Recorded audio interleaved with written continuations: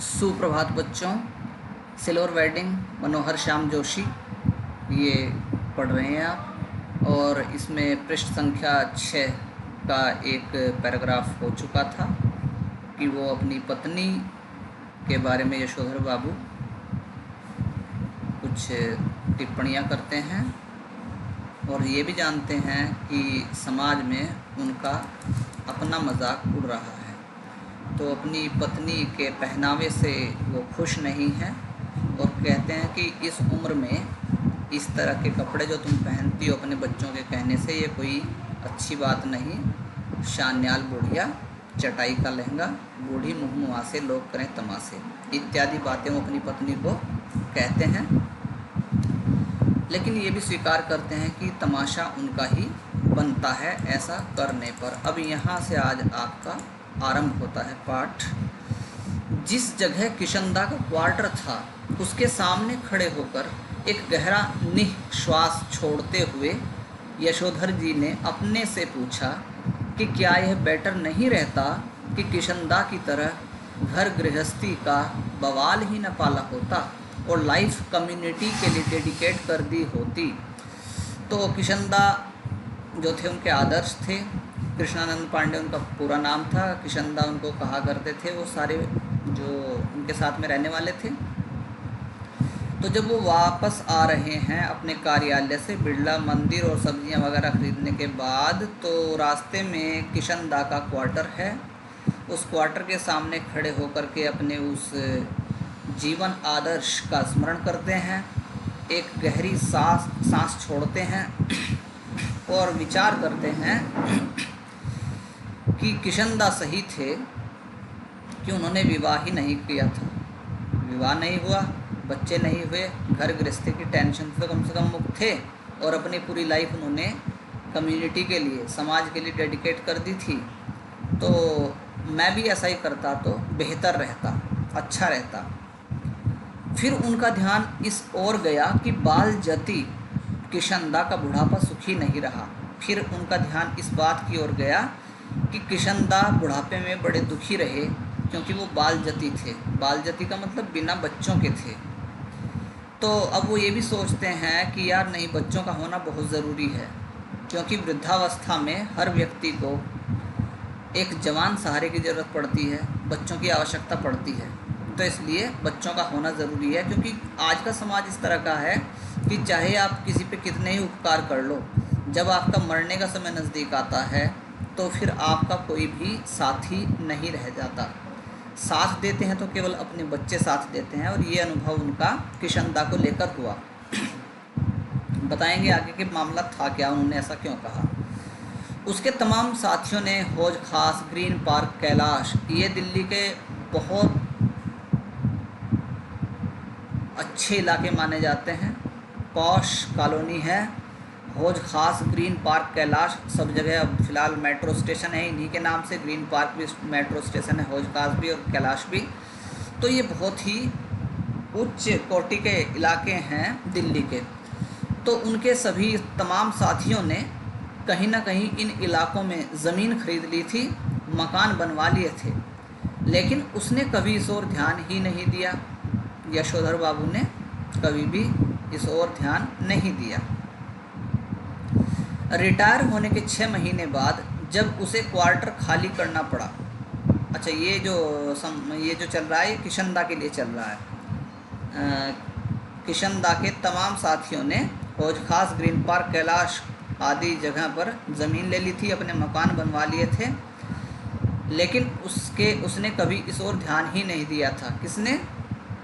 किशनदा ने, कि ज़मीन भी खरीदूं, मकान मेरा अपना होना चाहिए।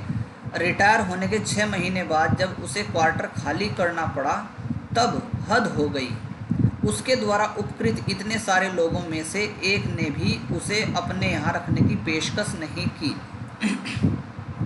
तो उसके द्वारा उपकृत इतने सारे लोगों में से, ये बात इसलिए कही है लेखक ने कि जब एक ज़माना था जब पहाड़ यानी उत्तराखंड जो वर्तमान में है, यहाँ से जाने वाले लोग उनके यहाँ शरण पाते थे, किशनदा के यहाँ शरण पाते थे, उनके यहाँ रुकते थे, महीनों सालों रुकते थे। उनके क्वार्टर पे, और वो सबको बड़ा केयर करते थे, बड़ा ध्यान रखते थे, सबके ऊपर उनके उपकार थे, तो सब लोग उनसे उपकृत थे। लेकिन जब वो रिटायर हुए तो किसी ने भी जो उनके उपकार से वहाँ रुके थे कभी पहले, आज कोई भी उनका साथ देने को तैयार नहीं हुआ जब वो रिटायर हुए।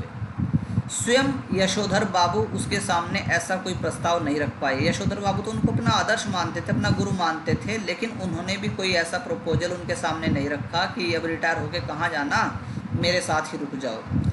कारण ये था यशोधर बाबू की मजबूरी क्या थी, क्योंकि उस समय तक उनकी शादी हो चुकी थी और उनके 2 कमरों के क्वार्टर में 3 परिवार रहा करते थे। 3 परिवारों में 2 उनके ताऊ के लड़कों के परिवार, जॉइंट फैमिली थी, इसलिए वो भी वहीं रहा करते थे। उसी समय किशनदा रिटायर हो जाते हैं, तो इतने बड़ी फैमिली जब उन क्वार्टर में थी 2 कमरों के में, तो मुश्किल था कि वो किशनदा के सामने ये प्रस्ताव रख पाते। किशनदा कुछ साल राजेंद्र नगर में किराए का क्वार्टर लेकर रहा और फिर अपने गांव लौट गया, पैतृक गांव में चला गया, जहां साल भर बाद उसकी मृत्यु हो गई। अब देखिए कितना दुखद है कि वो व्यक्ति जो दिल्ली में इतने लोगों को सहारा देता था, उसको सहारा देने वाला दिल्ली में फिर कोई नहीं था। तो समय बदल रहा है बच्चों, वो किशनदा का टाइम था, अभी ये यशोधर बाबू का टाइम है। तो अपने अपने समय में लोग अपने अपनी जो कल्चर हैं, परंपराएं हैं, उनका निर्वहन करते हैं। और बच्चों के डर से यशोधर बाबू ने उनके सामने ये नहीं कहा कि आप मेरे साथ रह लो। तो गांव लौट गए और गांव में भी क्या हुआ, वहाँ पे उनकी कोई केयर देखभाल नहीं हुई और 1 साल के अंदर ही उनकी मृत्यु हो गई। अब 60 साल में रिटायर हुए होंगे, 61 साल 62 साल से पहले ही वो चल बसे। ज़्यादा पेंशन नहीं खा सका बेचारा किशनदा। विचित्र बात यह है कि उसे कोई बीमारी भी नहीं हुई। किशनदा ये नहीं कि कोई बीमारी हो गई हो इसलिए मर गए हों, बस रिटायर होने के बाद मुरझाता सूखता ही चला गया। अब एक सत्य आपको बताता हूँ मैं कि जो सरकारी आदमी होता है उसका अधिकांश समय एक ऐसी संस्कृति के बीच बीतता है जब वो कार्य करने में लगा रहता है। और जिस आदमी ने 30-35 साल एक ही तरह का कार्य किया हो, अचानक उसको ये कह दिया जाए कि बस अब ये काम छोड़ो, आप तो रिटायर हो गए, घर चले जाओ, अब उस आदमी का मन नहीं लगता बाकी के कामों में। कोई भी व्यक्ति जिस काम को करता है उस व्यक्ति का मन उसी काम में हमेशा लगता है। तो 30-35 साल तक जो व्यक्ति एक ही तरह का काम करता रहा, अचानक उसका रिटायरमेंट हो जाता है और वो घर चला जाता है, उसको उस तरह का काम करने का फिर अवसर नहीं मिलता, तो उसका मन घर में नहीं लगता। तो इस कारण से वो व्यक्ति परेशान हो जाता है और थोड़े दिन बाद वो सूखता मुरझाता चला गया और मर गया। जब उसके एक बिरादर से मृत्यु का कारण पूछा, लेखक उसके गांव में गया, पता चला लेखक को, इसको यशोधर बाबू को, कि उसकी मृत्यु हो गई है। तो यशोधर बाबू उसके गांव में जाते हैं और गांव में जाने के बाद यशोधर बाबू ने पूछा, भाई किसी से पूछा जो उनके परिवार के थे, कुटुंब के थे, कि हुआ क्या इनको इतनी जल्दी कैसे। तो उस आदमी ने जवाब दिया, जो हुआ होगा, यानी पता नहीं क्या हुआ होगा। अब ये इतना उदासीनता भरा जवाब था कि उस बिरादर को, उस कुटुंब के आदमी को ये तक नहीं पता चला कि उनकी मृत्यु किस वजह से हुई। और उन्होंने बड़ी इग्नोर करते हुए जवाब दिया कि हमें क्या पता क्या हुआ, मर गया, अब मर गया तो मर गया, अब हमें क्या पता क्यों मराए। तो अब ये चीज़ थोड़ी सोचने की है। यशोधर बाबू इस चीज़ को सोचने लगे कि जिन लोगों के बाल बच्चे नहीं होते, घर परिवार नहीं होता, उनकी रिटायर होने के बाद जो हुआ होगा से भी मौत हो जाती है। अब जो हुआ होगा पे भी आपका एक बहुत इंपॉर्टेंट क्वेश्चन इसमें आएगा, उसको बाद में डिस्कस करेंगे। तो कहने का मतलब ये है कि जिनके बाल बच्चे नहीं होते, बुढ़ापे में उनका कोई संगी साथी नहीं बनता, और जब रिटायर हो गया आदमी अकेला, अब कल्पना करिए आपके वो आदमी अकेला है, उसका कोई और नहीं है परिवार में, ओनली वन, और वो जाके अपने गांव में रहने लगे और गांव वालों के साथ में उसका ज़्यादा संपर्क नौकरी करते समय रहा नहीं होगा, या गांव वाले जो उसके कुटुंब वाले हैं वो इस बात को लेकर नाराज़ होंगे कि यार इसने दिल्ली में रह के इतना पैसा कमाया, हमें कभी कुछ भेजा नहीं, दिया नहीं, तो कौन उसकी केयर करता वहाँ बुढ़ापे में जब वो रिटायर हो गया था। तो यशोधर बाबू सोचते हैं कि भाई बाल बच्चे होने बड़े ज़रूरी हैं, विवाह भी होना चाहिए, बच्चे भी होने चाहिए। यदि बच्चे नहीं होंगे तो मौत पता किस बीमारी से होती है, जो हुआ होगा से मौत होती है, और जो हुआ होगा मतलब लोगों की कोई भी आपको सहानुभूति या केयर नहीं मिल सकती। यह जानते हैं यशोधर बाबू। यशोधर बाबू की समझ में ये बात अच्छे से आ गई थी कि बाल बच्चे होने ज़रूरी हैं, नहीं तो ऐसे ही मर जाओगे जैसे किशनदा मरे। बच्चों का होना भी ज़रूरी है, ये बात समझ में आ गई। यह सही है कि यशोधर जी के बच्चे मनमानी कर रहे हैं और ऐसा संकेत दे रहे हैं कि उनके कारण यशोधर जी को बुढ़ापे में कोई विशेष सुख प्राप्त नहीं होगा। ये जानते हैं यशोधर बाबू कि मेरे बच्चे मनमानी करते हैं और ऐसे संकेत उनको मिलने लगे थे कि बुढ़ापे में आपको बच्चे कोई सुख नहीं पहुंचाएंगे। लेकिन यशोधर जी अपने मर्यादा पुरुषोत्तम किशनदा से सुनी ही यह बात नहीं भूले हैं कि गधा पचीसी में कोई क्या करता है, इसकी चिंता नहीं करनी चाहिए। गधा पचीसी यहाँ पे जो टर्म दी गई है वो दी गई है कि जो टीनेज होती है उसमें कोई अपने माँ बाप की सुनता है क्या, तो करे जो कुछ करे। इस बात की टेंशन माँ बाप को भी नहीं लेनी चाहिए कि वो टीनेज वाला बच्चा उसकी बात जो नहीं मान रहा है उसको लेकर के ज़्यादा सीरियस होने की आवश्यकता नहीं है। यद्यपि युवा यशोधर को विश्वास नहीं होता तथापि किशनदा बताते हैं कि किस तरह मैंने जवानी में 50 किस्म की खुरापात की हैं। तो यशोधर बाबू ने जो किशनदा का रूप देखा वो यही देखा कि वो एक बहुत ही गंभीर व्यक्तित्व वाले इंसान थे। उन्होंने कभी कोई जीवन में गलती नहीं करी होगी, लेकिन यशोधर बाबू को खुद किशनदा ही बताते हैं कि ऐसी बात नहीं है, जवानी में मैं ही कौन सा कम था, 50 किस्म की खुरापात किया करता था, जैसे ककड़ी चुराना, गर्दन मोड़ के मुर्गी मार देना, पीछे की खिड़की से कूदकर सेकंड शो का सिनेमा देखाना, यानी पिक्चर हॉल में घुस जाता था खिड़की से। तो ऐसा कौन सा कर्म है जो तुम्हारे किशनदा ने नहीं किया। तो किशनदा अपने जवानी के दिनों की सारी बातें हरकतें बताते थे यशोधर बाबू को। जिम्मेदारी सर पर पड़ेगी तब सब अपने आप ही ठीक हो जाएंगे। और यशोधर बाबू को किशनदा कहते थे कि भाई ऐसा है, बच्चों के बारे में टेंशन मत लिया करो, बच्चों के बारे में टेंशन नहीं लेनी चाहिए, क्योंकि बच्चे तो अपने मन की करेंगे और मन की करेंगे, जब जिम्मेदारी सिर पे आएगी तो अपने आप ठीक हो जाएंगे, सुधर जाएंगे। हर आदमी जो होता है जब तक माँ बाप बैठे रहते हैं तब तक वो अपने मन की करता है, लेकिन जब माँ बाप चले जाते हैं तो फिर खुद ही सुधर भी जाता है। यह भी किशनदा से विरासत में मिला हुआ एक फिक्रा है जिसे यशोधर बाबू अक्सर अपने बच्चों के प्रसंग में दोहराते हैं कि जब जिम्मेदारी सिर पे पड़ेगी तो ठीक हो जाओगे।